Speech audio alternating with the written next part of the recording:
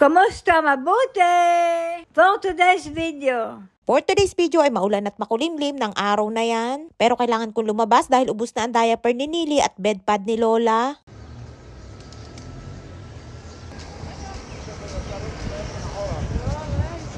Balot na balot nga ang person ng araw na yan dahil sa lamig sa labas. Nang papunta pa nga lamang ako ay hindi pa naman umuulan. Pero nagbaon na din ako ng payong para sigurado dahil nang umalis ako ay makulimlim na. Ayaw nga akong payagan ni Lola na lumabas dahil baka abutin ako ng ulan. Dito sa Israel ay bihira lamang umulan pero minsan kapag umulan kahit hindi kalakasan ay bumabaha agad. Andini na nga ako sa may super farm at bago ako bumili ng diaper at bedpad ay dadaan muna ako din sa butika. Titingnan ko kung meron silang available na gamot ni Lola. Pang maintenance yan ni Lola at dun sa mismong kinukuhanan ko ng mga gamot ni Lola ay hindi yan available at generic lamang ang meron sila. At ayaw ni Lola ng generic kaya naman sabi ko kay Lola ay titingnan ko din at baka meron sila. Kapag naiiba o bago ang gamot ni Lola ay ayaw niyang inumin at hindi niya daw yung kilala. At buti na nga lamang at meron sila din katulad ng mismong gamot ni Lola. At pagkatapos ko nga dyan ay di naman ang aking gora sa diaper at bedpad ni Lola. Mabilis nga si Niling makaubos ng diaper dahil merong araw na singga siya na gusto niya mayat maya ay nagpapalit ng diaper. Ganun nga ang buhay namin mga caregivers dito sa Israel. Ang trabaho namin ay hindi lamang basta taga-alaga ng matanda kundi pang all around din. Ay nga't nakakita pa ako ng mapanukso na kutkutin at meron pang ang nakasale. At buti na nga lamang at napigilan ko ang aking kamay na hindi kumuha. At pagkatapos ko nga dyang magbayad ay bago ako umuwi ay bibili naman ako ng ice cream.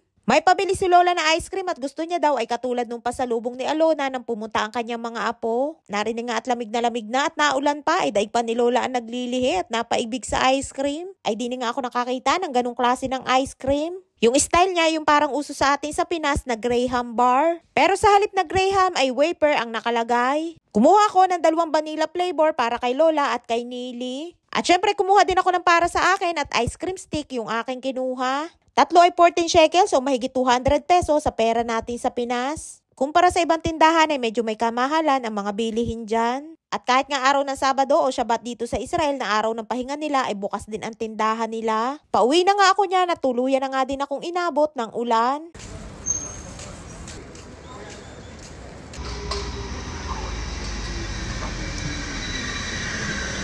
Ang hirap nga din kapag umuulan dahil ang hirap makatuyo ng nilabhan. Wala kasi kaming maayos na sampayan kaya kapag nagsampay ay dikit-dikit ang mga damit. Kaya kapag umuulan ay mas lalong natatagalan na matuyo. Ang kampanay!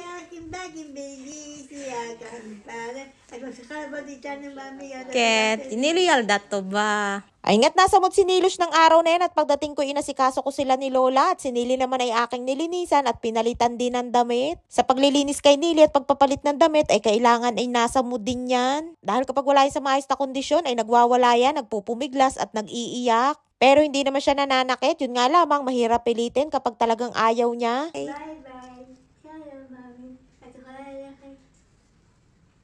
Pagkatapos ko nga silang asikasuhin ni Lola ay lumabas ulit ako para mag-grocery naman.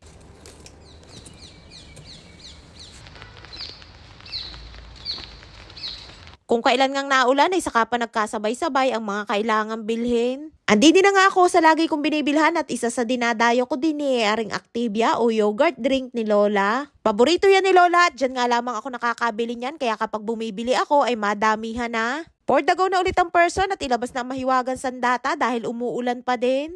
At pagdating ko ng bahay ay tahimik lang si Nilush na nanonood ng TV. Ay siya hanggang dito lamang ating kwento for today's video. Maraming po salamat sa inyong support at laging panonood. Mag-ingat po kayo palagi. And please subscribe to my YouTube channel. Please follow and share. Salamat!